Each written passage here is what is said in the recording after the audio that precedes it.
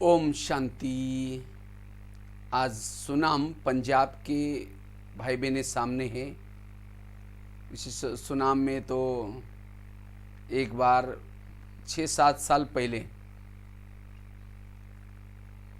गए थे, इसी अगस्त महीने में, और काफ़ी सारे स्कूलों में भाई बहनों की सभी तरफ सेवा हुई थी। तो आज विशेष इस साइंस के साधन के माध्यम से आपके पास आ रहे हैं, और आज का बहुत सुंदर विषय भी दिया हुआ है। आज का विषय है योग का महत्व, योग की विधि और योग के लिए धारणाएं। तो विशेष, वैसे तो आजकल लॉकडाउन का समय चल रहा है, प्रकृति में भी जल्दी परिवर्तन आ रहे हैं, और विशेष वर्तमान समय हमारे सबकी रिटर्न जर्नी है। और ऐसे में हमें विशेष जो भी समय मिल रहे हैं, इस समय में हमें विशेष योग तपस्या करनी है, क्योंकि योग के द्वारा ही हमें अति इंद्रिय सुख मिलेगा। योग के द्वारा ही हम कर्मातीत बन सकेंगे, कर्मेंद्रिय जीत बन सकेंगे। योग के द्वारा ही वायुमंडल को पावरफुल बना सकेंगे। वर्तमान समय योग तपस्या की आवश्यकता है, इससे हमें अतीन्द्रिय सुख मिलता है। और जिसको योग के द्वारा अतीन्द्रिय सुख मिलता है, वो संसार का सुख, विकार का सुख उसको फीका लगेगा। इसीलिए वर्तमान समय हमें जो समय मिलता है, प्रभु मिलन, आत्मचिंतन, परमात्मा चिंतन, इसमें मस्त रहना है। इससे हम व्यर्थों से बच जाएंगे, वायुमंडल को शुद्ध बना सकेंगे। जितना हम योग तपस्या करते हैं, हम अपने पुराने संस्कारों को परिवर्तन कर सकेंगे। योग के द्वारा ही जन्म जन्मांतर से हमने जो भी विकर्म किए हैं, उस विकर्म को कम कर सकेंगे, खत्म कर सकेंगे। बाबा ने अभी भी आज की मुरली में कहा, विकर्म को याद के द्वारा खत्म करना है। बाकी सब लोग विनाश काल में जो भी आपदा आएगी, उसके अंदर विकर्म विनाश करेंगे, लेकिन उसे मुक्ति में जाएंगे, जीवन मुक्ति नहीं मिलेगी। जीवन मुक्ति में वही आ सकते हैं जिन्होंने विनाश के पूर्व प्रभु का चिंतन करके, आत्मचिंतन करके अपने विकर्मों को खत्म किया है। इसीलिए याद की यात्रा वर्तमान समय जरूरी है। जितना याद की यात्रा करेंगे, तपस्या करेंगे, भविष्य में हमारे से कोई गलतियां नहीं होगी, भूलें नहीं होगी, क्योंकि याद के द्वारा हमारे अंदर कंट्रोलिंग पावर और रूलिंग पावर आती है। याद के द्वारा ही हमारे अंदर सभी दैवी गुण, दैवी शक्ति आती है, आत्म जागृति होती है। जितना हम बाबा को याद करते हैं, उतना हम बाबा के जो गुण हैं, वो सागर है, हम स्वरूप बनते जाते हैं। हमारे अंदर दैवी गुण और दैवी संस्कृति आएगी याद के द्वारा। जितना हम याद करते हैं, कर्मातीत बन सकेंगे, कर्मेंद्रिय जीत बन सकते हैं। याद में रहने से हम सदा कर्म योगी बन सकेंगे। और जो कर्म योगी हैं, मान, अपमान, निंदा, स्तुति, इसमें भी समान रहेगा। इसीलिए विशेष तपस्या करनी है। जितना हम याद करते हैं, वाणी में बल आएगा, दृष्टि में बल आएगा, मन में कंट्रोलिंग पावर, रूलिंग पावर आएगी। याद की महिमा अपरंपार है। जितना याद में रहते हैं उतनी बुद्धि हमारी इस संसार में ना अटकेगी, ना लटकेगी, ना चटकेगी, ना भटकेगी। सदा हर्षित मुख रह सकेंगे, हमारा मनोबल सदा मजबूत रहेगा। विभिन्न प्रकार की समस्या प्रॉब्लम आएंगी, लेकिन जो याद की यात्रा करता है, तपस्या करता है, वो समस्याओं का समाधान करेगा, उन कारणों का निवारण करेगा, क्यों क्या में नहीं जाएगा। इसलिए हमें याद की यात्रा पर विशेष ध्यान देना है। लेकिन वो याद की यात्रा करने के लिए विशेष हमें कुछ बातों को समझने की जरूरत है, और सबसे महत्व की चीज है बुद्धि। बुद्धि को हमें समझना है, क्योंकि याद जो हम करते हैं बुद्धि के द्वारा करते हैं। बुद्धि और मन, ये जो ज्ञान हमें रोज का जो मुरलियों से मिलता है, ये हमें सारा दिन मन और बुद्धि को सशक्त बनाने के लिए, व्यर्थों से बचाने के लिए हमें ज्ञान मिलता है। हमने तो ज्ञान सुना, लेकिन सारा दिन उस ज्ञान अनुसार नहीं चले, श्रीमत अनुसार नहीं चले, जिसका मन बुद्धि के ऊपर इफेक्ट पड़ेगा। जब योग में बैठेंगे, जो हमने देखा है, जो सुना है, वही बातें योग के समय याद आएगी। इसीलिए योग मतलब ऐसे नहीं कि सारा दिन कुछ भी करो और शाम के समय ध्यान में योग में बैठो। सारा दिन हमें जो भी हमें मुरलियों के माध्यम से जो ज्ञान मिलता है, उस ज्ञान को हमें अप्लाई करना है, अपने जीवन में लाना है। और जितना सारा दिन ज्ञान युक्त बनेंगे, धारणा युक्त बनेंगे, उतना ही योग युक्त बन सकेंगे। अगर ज्ञान युक्त नहीं है, धारणा युक्त नहीं है, तो योग युक्त भी नहीं बन सकेंगे। सारा दिन ड्रामा का ज्ञान याद रखना है, कर्म गति का ज्ञान याद रखना है, मैं आत्मा हूं, इसको याद रखना है, और सारा दिन ये ज्ञान को कर्मों में उतारना है, और तब जाकर के याद की यात्रा सफल हम कर सकेंगे। तब जाकर के प्रभु मिलन का आनंद ले सकेंगे। बुद्धि गाय है, मन उसका बछड़ा है। बुद्धि कैमरा है, मन टीवी है। जैसे टीवी के अंदर कैमरे के सामने जो चित्र है वो टीवी में दिखता है, इसी तरह बुद्धि जिस चीज को देखते वही मन में विचार चलते हैं। इसीलिए योग के समय हमें बुद्धि का प्रयोग करना है। जिसको बाबा कहते हैं बच्चे ध्यान मेरे में लगाओ, और जिसका योग के समय ध्यान और मन वो प्रभु के पास, प्रभु चिंतन में, प्रभु के गुणगान में मस्त रहता है, उतना वो आत्मा चार्ज हो जाती है। और आत्मा चार्ज होने से जब हम सारा दिन कर्म करेंगे, जो हमने प्रभु मिलन से जो सुख लिया है, अनुभव की है सुख और शांति का, उसी के तरफ बुद्धि बार बार जाएगी। आंखें खुली हैं, कान खुले हैं, देखते हुए भी न देखने की अवस्था रहेगी, जिसको कहेंगे कर्म योग। और जब हम कर्म योग में मस्त रहते हैं, हमारा समय सफल हो रहा है, शक्तियां सफल हो रहे हैं, संकल्प सफल हो रहे हैं, व्यर्थों से वो बच रहा है, विकर्म से बच जाता है। और ऐसे योगी में जो कर्म करते समय ध्यान प्रभु के तरफ है, हमारे कर्मों से कौशल्य दिखाई पड़ेगा, अलौकिकता दिखाई पड़ेगी। इसीलिए हमें विशेष यथार्थ योग करना है, याद करना है। तो याद की विधि क्या है, योग की विधि क्या है? जैसे आजकल मोबाइल का जमाना है, तो मोबाइल को चार्ज कैसे करते हैं? उसको प्लग के पास लाकर रखते हैं, और केवल रखने से नहीं चलता, लेकिन उसकी तारे प्लग में डालती हैं। इसी तरह शरीर भी हमारा एक मोबाइल है, आत्मा उसकी बैटरी है। तो आत्मा रूपी बैटरी को चार्ज करने के लिए हमें क्या करना है?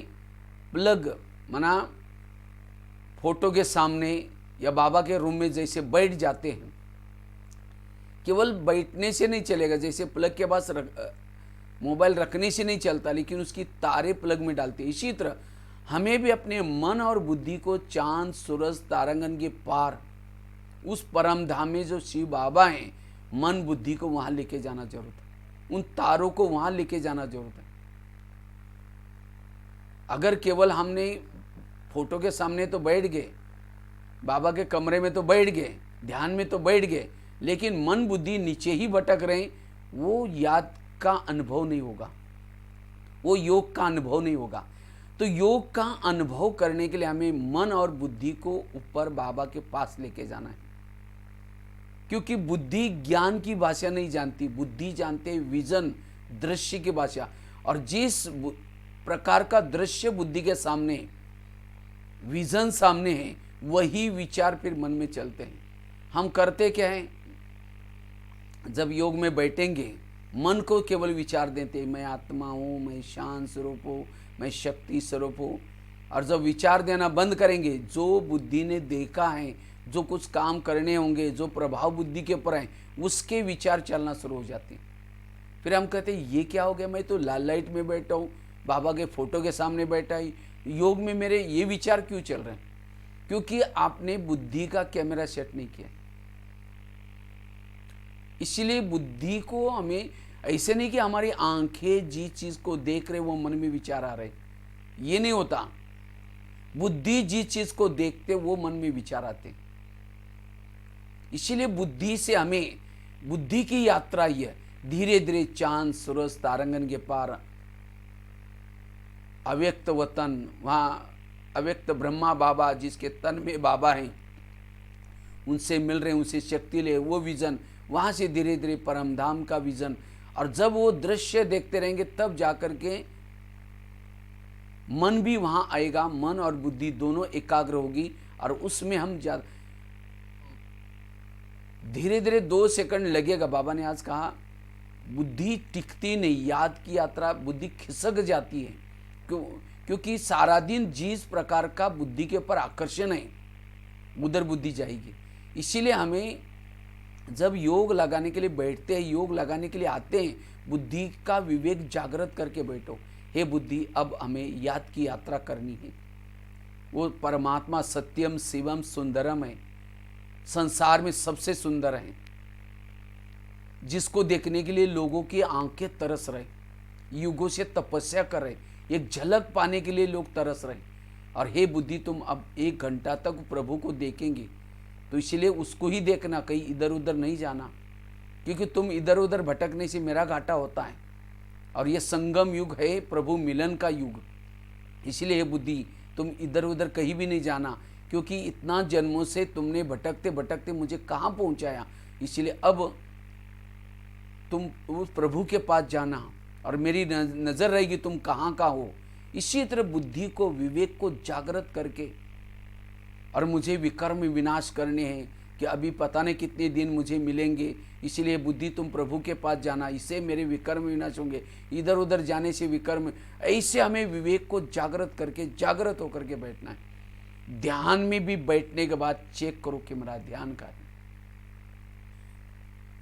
केवल टाइम गिनने वाला और 10 मिनट करना है और 1 घंटा करना है, वो वाला नहीं, लेकिन ध्यान मन एकाग्र होकर के। और ऐसे योग से आत्मा की बैटरी चार्ज हो जाती है।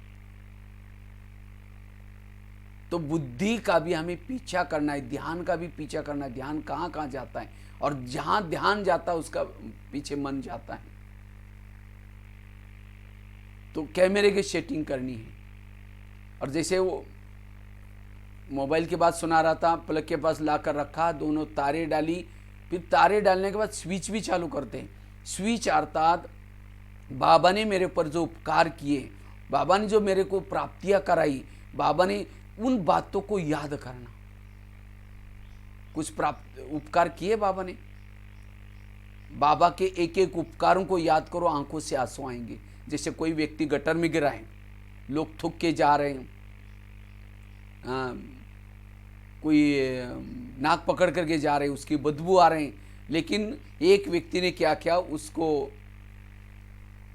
वो गया और जा करके सीधा जा करके क्या किया, उस गटर में गिरे हुए व्यक्ति को उठाया, गले लगाया, आंखों से आंसू पूछे, उठा करके एसी गाड़ी में रखा, ये नहीं सोचे कि इसकी मुझे बीमारी लगेगी, मैं खुद ही बीमार पड़ूंगा। उसने कुछ नहीं सोचा, उसको लेकर के गाड़ी में बिठाया, घर में लेके जा करके मालिश पालिश कर रहे हैं, रोज दवाई पिला रहे हैं, खिला पिला रहे अपने हाथ से। वो कभी भूलेगा? कहेगा मैं इस व्यक्ति को कभी नहीं भूलूंगा, इसने मेरे साथ मुझे तो जिए दान दिया है, नहीं तो मैं पता नहीं अब मरने वाला था। इसी तरह आज हम भी इस विकारों के गटर में गिरे थे, 63 जन्मों से गिरे थे। इस संसार में किसी ने उठाया हमको? कितने संबंधी मिले होंगे, रिश्तेदारी मिले होंगे, कितने कौन कौन मिले होंगे, लेकिन उठाने के तो छोड़ो, और ही शादी करके बर्बादी करके क्या क्या गटर में गिरा दिया। हमने किया, आपको भी करनी पड़ेगी, हमको लोग क्या बोलेंगे? और हमें लगा कि यही हमारा लाइफ है, यही हमारा जीवन है। लेकिन उस प्रभु ने कहा वो ब्रह्मांड, और कहा हमारा घर, कहाँ वो ब्रह्मांड से भी नजर आपके ऊपर थी, आपके लिए खास इस धरती पर आया, पति दुनिया में आया, कितने बहनों को, कि दादियों को समर्पित किया, आपके लिए जोनल हेडक्वार्टर खोला आपके स्टेट में, आपके लिए डिस्ट्रिक्ट में बहुत बड़ा मेला किया, उस मेले में कितना खर्चा किया होगा, आपके लिए सेंटर बनाया, प्रदर्शनी लगाई, और वो आपको सारा इस संसार के आदि मध्य अंत का सारा ज्ञान का डमरू बजा बजा करके सुनाया, आपको जगाया। हम सब कुछ भूल गए थे और 1 घंटे की पढ़ाई पढ़ रहे, और इस 1 घंटे की पढ़ाई से वो क्या से क्या बना रहे। एक एक उपकारों को याद करो, आंखों से आंसू आएंगे। अगर बाबा मुझे ना मिलता तो मेरी हालत क्या होती। उपकारों को याद करो, प्राप्तियों को याद करो। जैसे अगर कोई बच्चा इंजीनियरिंग कॉलेज में एडमिशन मिलता है, कितना खुश हो जाता है। उसके घर वाले तो लड्डू पेड़ा बांटना शुरू करते हैं, मेरे बेटे को इंजीनियरिंग कॉलेज में एडमिशन मिला है, नौकरी नहीं ली, केवल एडमिशन मिला है। और हमें एडमिशन कहाँ मिला है? प्रिंस प्रिंसेस का कॉलेज है ये, ब्रह्मा कुमारी का केंद्र, जिसमें जो आता है रोज ज्ञान योग सीखता है, नियम प्रमाण चलता है, वो प्रिंस प्रिंसेस बनेगा सत्ययुग। तो कितनी नशे है ये। और वो 1 जन्म की बात नहीं, 21 जन्मों के लिए। तो कभी लड्डू पेड़े बांटे, नशे ही नहीं। और बाबा कहते हैं जैसे इसमें जो आएगा, थोड़ा दिन भी आता है तो भी स्वर्ग में जरूर जाता है। इसीलिए कृष्ण अर्जुन को कहता है, हे अर्जुन, युद्ध करते करते तुम भागो नहीं, युद्ध करते करते तुम हार जाओगे तो भी स्वर्ग में जाओगे, अगर जीत जाओगे ऊंचा पद मिलेगा।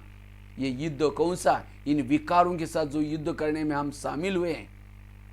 इस ज्ञान मार्ग में चलते चलते अगर कोई बात में हार भी गए तो भी हमें ज्ञान योग छोड़ना नहीं, फिर भी आते रहना है और आ करके अंत तक ज्ञान में चलना है, तो स्वर्ग में जरूर जाएंगे। भले पद कम मिलेगा, अगर जीत जाओगे, अच्छी मेहनत करेंगे, ऊंचा पद मिलेगा। इस विद्यालय में, इस ज्ञान में आने वालों का नाम जब तक सूरज चांद रहेगा, उनका नाम अमर रहेगा। अभी भी हनुमान, गणेश, इस कलयुग के अंतिम समय भी अभी भी उनका नाम है, मंदिर बने। कौन है वो? 5000 साल पहले जिन्होंने सृष्टि परिवर्तन के लिए मदद की थी प्रभु को, अभी भी उनका नाम शास्त्रों में नाम लिखा। कितने उस प्रभु के उपकार है मेरे पर। जब योग में बैठते ये बातें याद करो, लगन में मगन अवस्था बन जाएगी, नींद नहीं आएगी, अलर्ट होकर। बाबा कहते विचार सागर मंथन करो। कल भी बाबा की मुरली थी, मैं एक छोटी सी आत्मा हूँ, मुझ आत्मा में कितना बड़ा पाठ भरा हुआ है, 84 जन्मों का पाठ भरा हुआ है। ऐसे ऐसे चिंतन करो। तो योग में स्मृति का स्विच चालू करना है। अच्छा, स्विच चालू किया, तारे डाली, कभी तार प्लग में डाल रहे, फिर निकाल रहे, डाल रहे, निकाल रहे, बैटरी चार्ज ही नहीं होगी। इसी तरह हम भी क्या करते हैं, कभी मन बुद्धि बाबा में लगाएंगे, कभी निकालेंगे। कैसे निकालते डालते हैं? समझो कोई माता योग लगाने के लिए आ रहे हैं और रास्ते में देखा है कि बहुत अच्छा सब्जी वाला जा रहे हैं, फिर सोचेंगे चलो शाम को आज इसकी सब्जी बनाएंगे। पहले सोचेंगे जा करके योग लगाएंगे, जाते समय लेके जाएंगे। आए, लाल लाइट चल रहा है, गीत बज रहा है, शुरू करेंगे मैं आत्मा हूँ, शांत स्वरूप हूँ। फिर सोचा अरे झोला तो थैला तो लाए नहीं, वो सब्जी कैसे लेके जाए। फिर कहेंगे ठीक है, उसके पास तो प्लास्टिक का थैला तो होगा ही, मैं आत्मा हूँ, शांत स्वरूप हूँ। फिर सोचे कि गैस के ऊपर जो दूध रखा था शायद उसको बंद किया या ऐसे चल रहा होगा। फिर कहे कि चलो कोई बुझा देगा, मैं आत्मा हूँ, शांत स्वरूप हूँ। फिर सोचे कि घर में तो मेहमान आने वाला था और मैंने सोचा था उसके लिए छोले चने बनाऊँ, लेकिन रात को तो बातों बातों में भिगो ही नहीं। चलो छोड़ो, अभी तो भीग नहीं सकता, छोड़ो कुछ और बना देंगे। वो लाल लाइट की सफ़ेद लाइट हो गई, योग का टाइम पूरा हो गया। सामने वाला बैठने वाला सोचेगा वहाँ इन्होंने आधा घंटा योग किया, लेकिन इनका योग कहाँ लगा हुआ है, छोले वाला योग या सब्जी वाला योग है, वो बाबा वाला योग नहीं था। अगर ऐसा योग करेंगे तो सारा दिन कर्म योग की स्थिति नहीं रहेगी, आत्मिक स्थिति नहीं रहेगी, संस्कार नहीं बदलेंगे। इसलिए योग करते समय हमें अटेंशन से बैठना है। जहाँ बुद्धि का लगाव है, झुकाव है, प्रभाव है, वहाँ ध्यान बार बार जाएगा। तो मेरा लगाव एक बाबा के सिवाय और कहीं भी ना हो।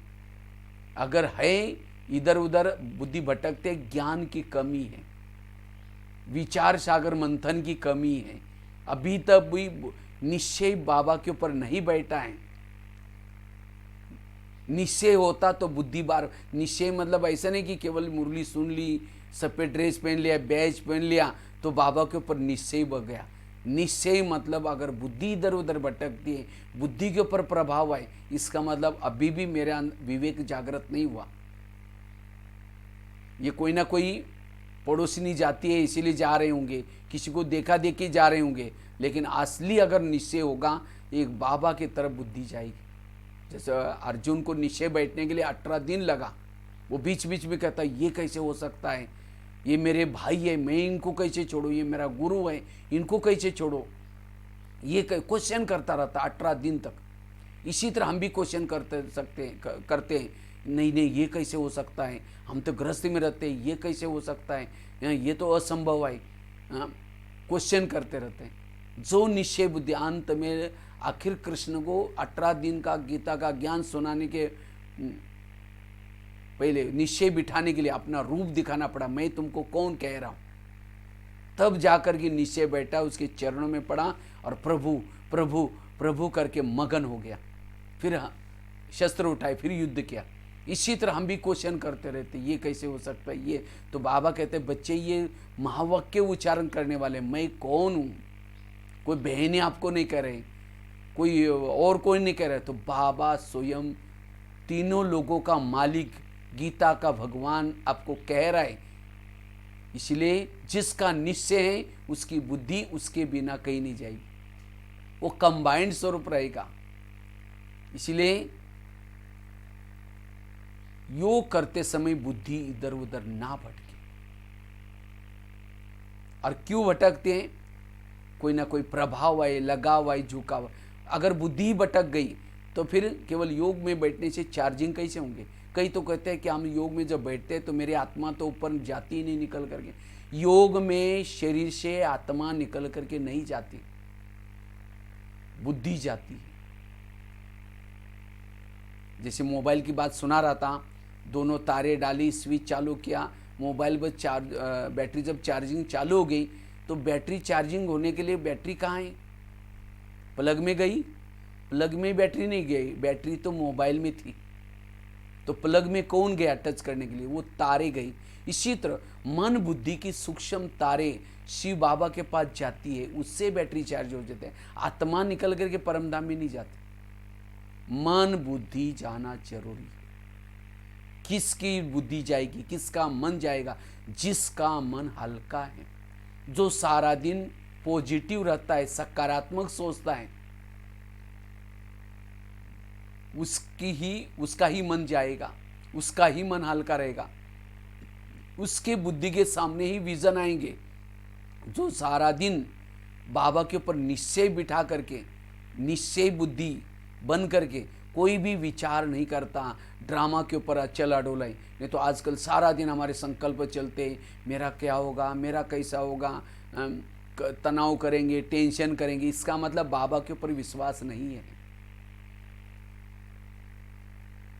इसलिए हमारा काम है प्रभु का चिंतन करना, और प्रभु का काम है भक्तों के जीवन में बच्चों के जीवन में जो समस्या है उनका समाधान करना। लेकिन हम कभी प्रभु का काम करना शुरू करते हैं, मेरा क्या होगा, मेरा कैसा होगा। वो कहता है अच्छा ये मेरा काम कर रहा है, शायद मेरे पर विश्वास नहीं है, ठीक है, फिर ये अपना काम कर रहा है तो मैं बीच में क्यों जाऊं, फिर बाबा की मदद नहीं मिलेगी। तो मेरा काम जो प्रभु ने दिया है, मेरा काम है उसका चिंतन करना, उसका गुणगान करना, समस्या का चिंतन करना, वो मेरा काम नहीं है। और जो सारा दिन प्रभु के ऊपर सारे बोझ दे करके हल्के रहता है, उसकी बुद्धि हल्की रहती है। नहीं तो ज़्यादा सोचने से, व्यर्थ सोचने से, जैसे आईने के ऊपर धूल आती है, धूल वाले आईने में चेहरा दिखाई नहीं पड़ेगा। इसी तरह सारा दिन जो निगेटिव सोचता है, व्यर्थ सोचता है, उसकी बुद्धि के ऊपर एक प्रकार की धूल आती है। और धूल वाले बुद्धि में ना परम धाम दिखता, ना परमात्मा दिखता। योग में बैठेंगे, कहेंगे पता नहीं मुझे कुछ दिखाई नहीं पड़ता है, फिर बुद्धि भटकेगी, मन भी भटकेगा। और टाइम पास वाला योग तो किया, लेकिन इससे फिर सारा दिन आत्मिक स्थिति नहीं रहेगी, सारा दिन वही देह भान रहेगा। फिर कोई अपमान करता है, फिर और संकल्प चलेंगे, फिर कोई संस्कार आते हैं, फिर परिवर्तन नजर नहीं आता। क्यों ये हो गया? क्योंकि हमने योग करते समय मन बुद्धि को ठीक नहीं लगाया। इसी तरह हमें क्या करना है, मन बुद्धि को सारा दिन उसकी संभाल करके मन को हल्का रखना है, बुद्धि को स्वच्छ रखना है। और तब जाकर के योग की, जब बैठ करके योग अच्छा रहता है, तब हमारा कर्म योग अच्छा रहेगा। और जितना कर्म में योग रहेगा, उतना फिर बैठ करके योग अच्छा रहेगा। इसीलिए हमें तपस्या के ऊपर, यथार्थ विधि के ऊपर ध्यान रखने की जरूरत है। सारा दिन कर्मों में भी सदा प्रभु की साथ की कर्म योगी की स्थिति चाहिए। और उसमें से भी इंपॉर्टेंट है अमृत वेले का योग। अमृत वेले का योग बहुत इंपॉर्टेंट है। तो सभी तो करते होंगे अमृत वेला। अमृत वेला क्लास के पहले का वेला, भले क्लास के पहले नहीं आते, आजकल तो लॉकडाउन चल रहे हैं और वो सेफ्टी भी में हमें रहना है। एक बाबा ने कहा था कि एक दिन आएगा घर से बाहर भी नहीं निकल पाएंगे। बाबा कहता था बच्चे समय बहुत नाजुक आने वाला है। बाबा जानता था ऐसा समय आने वाला है। तो अब हमें अपनी सेफ्टी में भी रहना है। इसलिए जो भी बहनों ने हमें प्रबंध किया मुरली सुनने का, आजकल कई सेंटर पर यूट्यूब के चैनल खोले हैं, कई जगह पर मधुबन से टीवी में भी आता है, कई जगह पर फेसबुक, कोई ना कोई साधन से जो मुरली मिलती है, हमें वो मुरली घर में बैठ करके सुननी है। क्योंकि जितना हम अपनी सेफ्टी में रहेंगे, क्योंकि हमारी हेल्थ अच्छी है, हमारे लिए, हमारे प्रधानमंत्री जी ने सबके लिए मंत्र पका के, हमारे लिए जान अच्छे है तो हमारे लिए जान है। अगर हमारी जान ही ये होगी तो हमारे लिए जान कोई काम होगा। और संगम युग का तो जान हमारी बड़ी महत्व की है। ये हेल्थ शरीर बहुत महत्व का है, क्योंकि इसे 84 जन्म की कमाई कर रहे हैं। इसीलिए स्थूल रूप में सोशल डिस्टेंसिंग में भी रहना है, हमें रोज़ सैनिटाइज भी करना है, हमें रोज़ अपना ये भी लगाना है, मास्क भी लगाना है, दूरियां भी रखनी है। तो घर में जो भी हमें मुरली मिलती है, आधा घंटा योग करके फिर वो ईश्वरी महावाक्य सुने, ये 3 चीज़ें जो करेगा, सवेरे सवेरे अमृत वाला अच्छी अलर्ट, क्लास के पहले थोड़ा सा योग और साथ में मुरली, इससे हमारा मनोबल बढ़ेगा।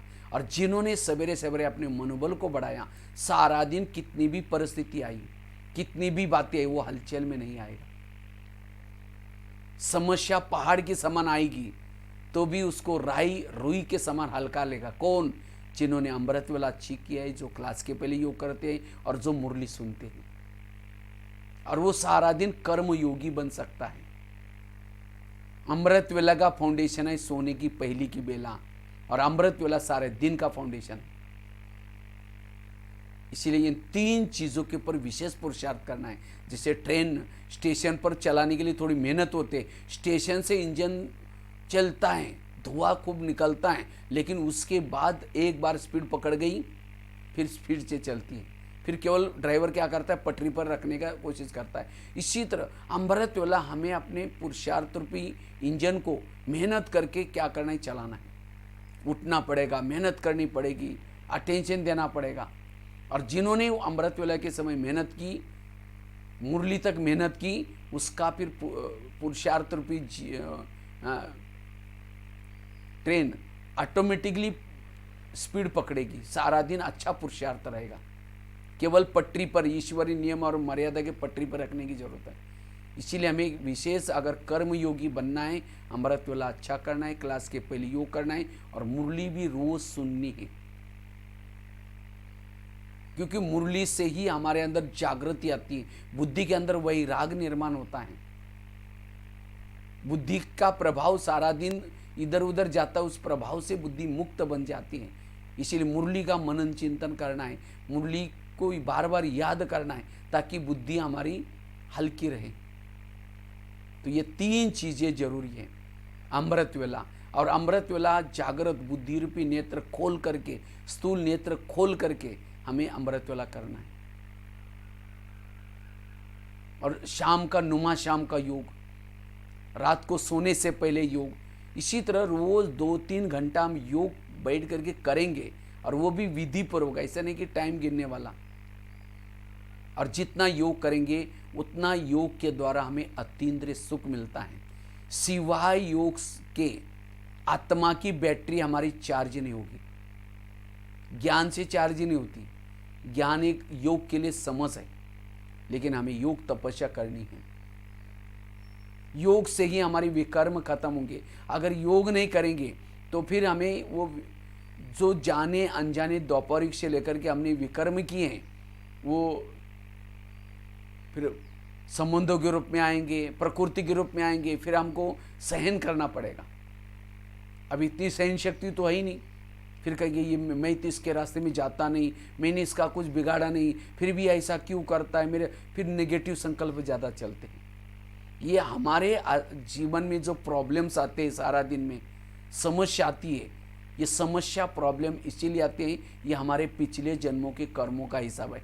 भले ही जन्म में हम उनके रास्ते में नहीं गए, कभी कुछ किया नहीं, तो भी पिछले जन्मों के हिसाब है। तो इसीलिए हिसाब किताब को समझ करके मन को चुप रखना है। अगर ज्ञान होने के बाद फिर भी ज़्यादा सोचेंगे, व्यर्थ सोचेंगे, इससे संकल्प चलने से समय वेस्ट जाएगा, संकल्प चलने से शक्तियां वेस्ट जाएगी।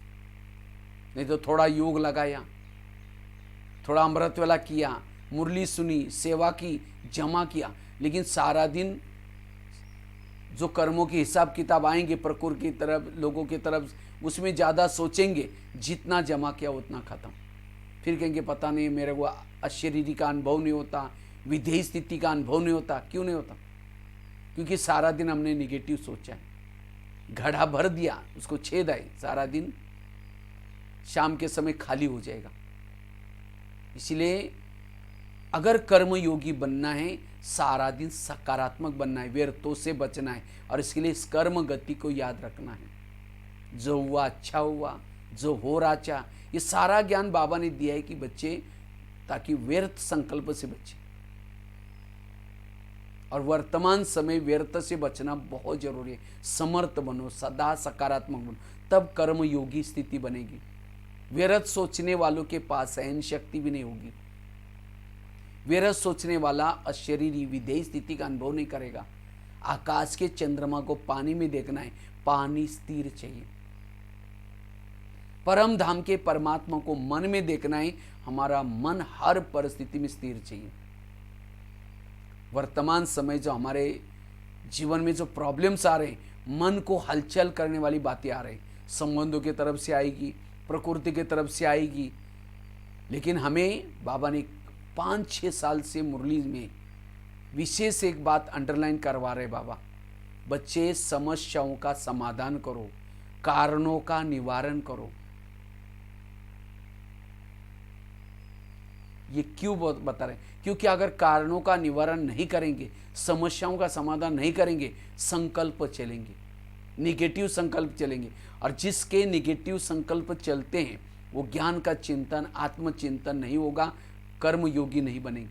और जो सारा दिन की जो व्यर्थ बातें हैं, फिर जब योग में बैठेंगे, लाल लाइट चल रहा है, गीत बज रहा है, शुरू करेंगे मैं आत्मा हूँ, शांत स्वरूप हूँ, फिर कहेंगे मेरे को उन्होंने क्यों बोला, फिर कहेंगे ठीक है कोई बात नहीं मैं आत्मा हूँ, शांत स्वरूप हूँ, फिर कहेंगे 15 दिन पहले भी तो बोला था, फिर कहेंगे ठीक है मैं आत्मा हूँ, शांत स्वरूप हूँ, फिर कहेंगे सबके बीच में क्यों बोला। वो बैठक योग की स्थिति भी ठीक नहीं, कर्म योग की स्थिति भी नहीं ठीक। फिर अंदर निगेटिविटी चल रहे हैं तो चेहरे में बाबा मिलाए, सत्युग में जा रहे हैं तो भी चेहरे में खुशी नहीं होगी। सारा दिन व्यर्थों से वायुमंडल भी खराब हो रहा है, पर चिंतन चल रहा है, अंतर्मुखी की अवस्था नहीं है।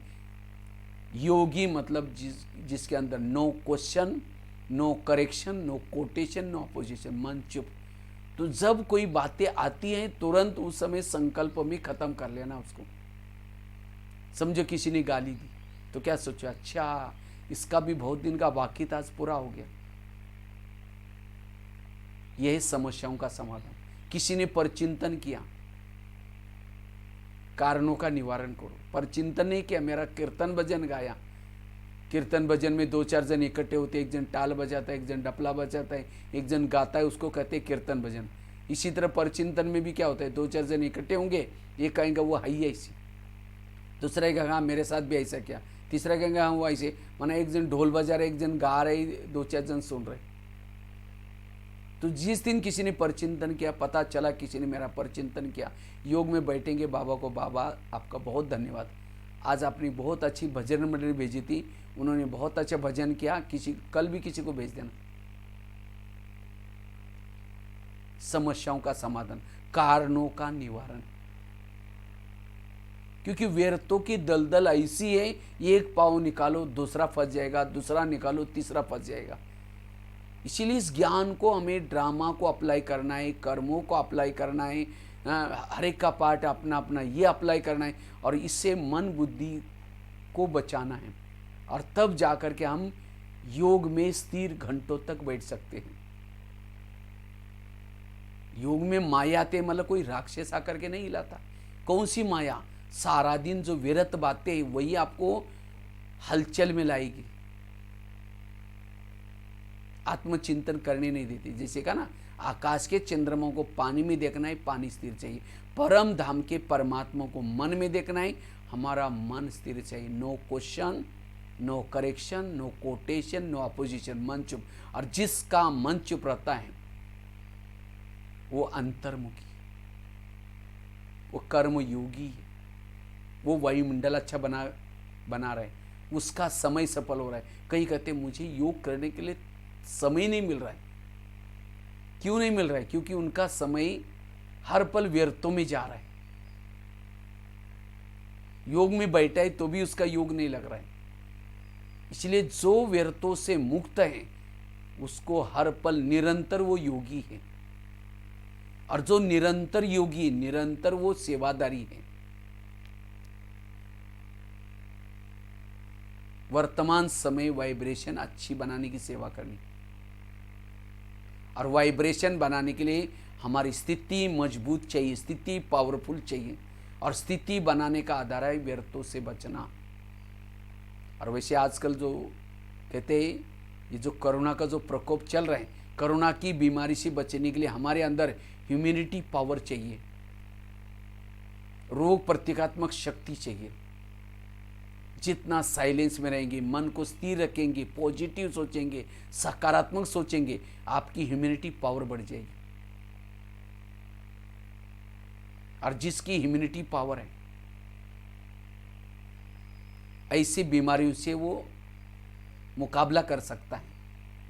इसलिए कहते भी है, जिसका पाँव गरम, पेट नरम, दिमाग ठंडा, उस घर में डॉक्टर की जरूरत नहीं है। पाँव गरम चाहिए आपके हमेशा। पाँव गरम कब रहेंगे? जितना एक्सरसाइज करेंगे, वॉकिंग करेंगे, उतना पाँव गरम रहेंगे। पेट नरम, संतुलित आहार, भोजन संतुलित, और दिमाग ठंडा, अर्थात हर विपरीत परिस्थिति में भी पॉजिटिव रहना, सकारात्मक रहना, निगेटिव नहीं सोचना, पॉजिटिव सोचना, दिमाग को कुल ठंडा रखना है। वो हेल्दी, वेल्दी और हैप्पी, वो कर्म योगी है, वो फरिश्ता है। इसलिए इस ज्ञान को अप्लाई करके मन बुद्धि को स्थिर रखना। कितनी भी बातें आएंगी, बाबा कहते हैं जिन संगम युग में जिसके सामने परिस्थितियां ज्यादा आती है, विघ्न ज्यादा आते हैं, उनका ही सत्य का पद ऊंचा होगा। महान भाग्यशाली वो हैं जिनके जीवन में प्रॉब्लम समस्या ज्यादा आती है। कुंती के सामने जब कृष्ण जाता है, कुंती को पूछता है तुमको क्या वरदान चाहिए? सोना चांदी जो भी मांगो। कहते मुझे सोना चांदी नहीं चाहिए, मुझे जीवन में समस्याएं चाहिए। तो कृष्ण कहता है ये तुम क्या मांग रहे? तथास्तु तो तुम्हारी जो भी इच्छा पूर्ण हो जाए। फिर कहा कि तुमने सोना चांदी क्यों नहीं मांगी? कहते सोना चांदी होगी, सोना चांदी नहीं चाहिए, समस्या होगी तो आप मेरे सदा साथ में रहेंगे, और आप मेरे साथ में रहेंगे यही मेरा सौभाग्य है। सोना चांदी तो आपकी परीक्षा ही है। इसी तरह हमारे जीवन में जितनी समस्या, प्रॉब्लम, विघ्न, उतनी बुद्धि वैरागी बनेगी, उपराम बनेगी, प्रभु के पास जाएगी, उतना बाबा याद है। इसलिए बाबा कहते हैं बांधेली माताओं का योग मेरे से ज़्यादा होता है। क्यों? जब समस्या, प्रॉब्लम, पति तंग करता है, उसको बार बार बाबा याद आता है, और इसीलिए उनका पद भी ऊंचा है। और जिन माताओं को पति बहुत प्यार करता है, कभी विघ्न नहीं डालता, समस्या नहीं डालता, उन माताओं का योग किसे लगा है? पति से। और जिनका योग पति से लगा है, उनका पद कुछ भी नहीं होगा। तो पति तंग करने वाला चाहिए, प्यार करने वाला चाहिए। इसलिए विघ्नों से घबराना नहीं है। जितने विघ्न और समस्याओं के पेपर देंगे, लेकिन विघ्नों में पॉजिटिव रहना है, ये ज्ञान को अप्लाई करके चलना है। इसलिए वर्तमान समय ये मन बुद्धि की को हल्का रख करके, जिसको बाबा ने कई बार कहा कि बच्चे सारे बोझ बाप को दो, बेफिक्र बादशाह बनो। ये सब बातें किस लिए? ताकि बुद्धि हमारी हल्की रहे, मन हमारा हल्का रहे, हम कर्म योगी सदा बाबा के साथ कंबाइंड रहे, और तब योग की स्थिति रहेगी, योग युक्त रह सकेंगे। योग के लिए कुछ धारणा ही जरूरत है। सबसे पहली धारणा है सदा आत्मिक स्वरूप में रहने की धारणा। जितना आत्मिक स्वरूप में रहेंगे, हम सदा बाबा के साथ कंबाइंड रहेंगे, कनेक्ट रहेंगे, योगी बनकर के रह सकेंगे। पहला लेसन यहां बाबा ने एक मुरली में कहा था, बच्चे तुम्हारा मेरे साथ, मेरा तुम्हारे से प्यार है। उस प्यार के खातिर मैंने क्या क्या अपना रूप बदल करके, मैं हूं निराकारी, लेकिन आपके प्यार के खातिर मैंने अपना रूप बदला, ब्रह्मा के तन में आया, पति दुनिया में आया, और तुम्हारे ही भाषा में तुमको सृष्टि के आदि मध्य अंत का ज्ञान रात रात जाग करके भी बताया। बाबा रात रात बैठ करके बाबा ने हमको ज्ञान समझाया, मिलन मनाया। ये बाबा का प्यार, हमारे भगवान का हमारे साथ प्यार था। लेकिन कहता है मेरा प्यार था तो मैंने तो अपना काम किया, अब तुम्हारा मेरे साथ प्यार है, तुम भी मेरे पास आओ ऊपर। तुम्हारा साकारी रूप है तो साकारी रूप को बदल करके निराकारी के स्वरूप में आओ, और वहां मेरे पास बैठो, घंटों तक बैठो। वहां बैठने से क्या प्राप्ति होगी, क्या फायदा होगा, सब मैंने बताया, तो वहां करके बैठो। तब समझोगे कि तुम्हारा मेरे साथ प्यार है। लेकिन कई वहां बैठना चाहते हैं लेकिन बैठ नहीं पाते। क्यों? वो अपना रूप बदलते नहीं, साकार में रह करके निराकारी को देखने की कोशिश करते, नहीं दिखाई पड़ेगा। इसीलिए आत्माभिमानी होकर के बाबा कहते बैठो मेरे पास, आत्माभिमानी होकर के। तो ये पहला ही लेसन हमारा पक्का नहीं हुआ तो बाकी योग कैसा लगेगा? इसीलिए अगर योग करना है, पहली धारणा है आत्माभिमानी स्थिति में रहना। सारा दिन यह अभ्यास करना, मैं आत्मा हूं, मैं आत्मा हूं। ये शरीर मेरा एक रथ है, शरीर मेरा एक डब्बी है, मैं आत्मा हीरा हूं, मैं आत्मा हूं। आंखों के द्वारा देख रहे, कानों के द्वारा सुन रहे, मैं आत्मा अजर अमर अविनाशी हूं। आत्मा की स्मृति में रहने वाले बेहद में रहते हैं, और देह भान में रहने वाले हद में रहते हैं। ये तो बाबा ने कहा कि आत्मा की स्मृति में रहने वाले ही ईश्वरीय संप्रदाय के हैं। जो सारा दिन देह के भान में रहते ईश्वरीय संप्रदाय के नहीं है। इससे बिना हम देवता बन ही नहीं सकेंगे, इससे बिना योग हो ही नहीं सकेगा। इसीलिए बार बार इस स्मृति में रहना, यह है योग के लिए धारणा, आत्माभिमानी बनने की। और जितना आत्माभिमानी बनेंगे उतना बाबा से कर, प्रभु को याद, खुदा तब भूल जाता है जब हम खुद को मैं आत्मा हूं भूल जाते। इसलिए आत्मा का अभ्यास। दूसरी धारणा है सारा दिन व्यर्थ बातों से, पर चिंतन से बचना। जो पर चिंतन करता वो योग युक्त नहीं बन सकता। अब किसी के घर में जाऊं, उनके बच्चे बैठे, बाप भी बैठा है, बच्चों को कहेंगे ये बच्चे तो ठीक नहीं, नालायक है, ऐसा है वैसा है, और बाप को कहेंगे बहुत अच्छे, आप कितने अच्छे। बाप कहेगा तुम यहाँ से जाओ, तुमने मेरे बच्चों की गिलानी की, तुम मेरे को अच्छा बोलता है। हर माँ बाप को अपने बच्चे प्यारे होते, बच्चे लूले लंगड़े कैसे भी हो। सारे संसार के जितने भी लोग हैं, चाहे लौकिक अलौकिक, ये सब बाबा के बच्चे हैं। जिसको बाबा कहते हैं मीठे बच्चे, प्यारे बच्चे, और हम सारा दिन कहते हैं इसको कोई अक्ल नहीं है, ऐसा है वैसा है, फलानी ऐसा है, फलाने ऐसा है। पर चिंतन करेंगे और शाम को योग में बैठेंगे, मीठे बाबा, प्यारे बाबा, आप शांति के सागर, दही के सागर। बाबा कहेगा तुम यहाँ से जाओ, तुमने तो सारा दिन मेरे बच्चों की गिलानी की और तुम मेरे को अच्छा बोलते हैं। भगवान से प्यार करने के लिए, भगवान ने रची हुई दुनिया का हर इंसान मुझे प्रिय चाहिए। पर चिंतन से बचना। तीसरी धारणा है जितना सारा दिन वो जो कहता है वैसे चलेंगे, तब योग में वो भी प्यार करेगा। जिसको बाबा कहते हैं श्रीमत, जितना श्रीमत प्रमाण चलेंगे, क्योंकि बाबा के श्रीमत प्रमाण चलने वालों का जिम्मेवार बाबा है, और जो मन मत प्रमाण चलता है, परमत प्रमाण चलता है, उसका जिम्मेवार वो खुद है। योग क्यों नहीं लगता? योग में बाबा सामने से प्यार क्यों नहीं कर रहा है? क्योंकि मैं सारा दिन उसके नियम प्रमाण चला ही नहीं।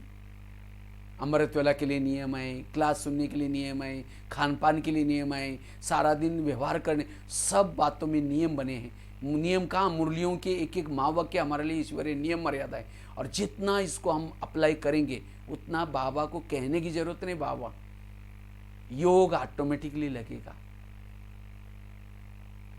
अगर योग नहीं लग रहा है, दाल में काला है। कोई भी माँ बच्चों को प्यार करते, कब करते? जब बच्चा माँ का कहना मानती है, वो बच्चा माँ का कहना मानती है, तब जाकर के वो बच्चा माँ वो बच्चों को प्यार करेंगे। सवेरे जल्दी उठाते हैं, अच्छे कपड़े पहनाते हैं। देखो बच्चे, बेटा कपड़े गंदे नहीं करना, पढ़ना, लड़ना नहीं, झगड़ना नहीं। बच्चा जाता है, लड़ता है, झगड़ता है, शाम को जो वापस आता है मम्मी मम्मी करता है। मम्मी किचन से देखेगी, मैंने तो उसको कहा किया नहीं करके, बोले कि तुम चिल्लाते में आई क्यों, चाहे जो थप्पड़ लगा दी। शिव बाबा भी हमारी माँ है, सवेरे जल्दी उठाती है, फरिश्ता ड्रेस पहनाती है और कई डायरेक्शन देते हैं। बच्चे आज आत्मा समझना, पर चिंतन नहीं करना, मेरे याद में रहना। मुरली और कुछ नहीं, मम्मी ने आज क्या करने के लिए बोला और मम्मी ने आज क्या मना किया, 2 कॉलम में लिखो, और जो कहा है वो करके आओ। शाम को योग में बैठो, सिर्फ सामने से प्यार मिलेगा, एहसास होगा बाबा प्यार कर रहे हैं। प्यार दोनों तरफ से होता है। हम बाबा बाबा कहे, सामने बाबा कुछ कहे नहीं, रिस्पॉन्स नहीं करे। क्यों नहीं कर रहा है? क्योंकि हमने उसका कहना नहीं माना। जितना श्रीमत प्रमाण चलेंगे, योग युक्त बनेंगे। शिव बाबा की याद मतलब श्रीमत की याद, शिव बाबा की याद मतलब श्रीमत प्रमाण चलना। इसलिए श्रीमत का भी।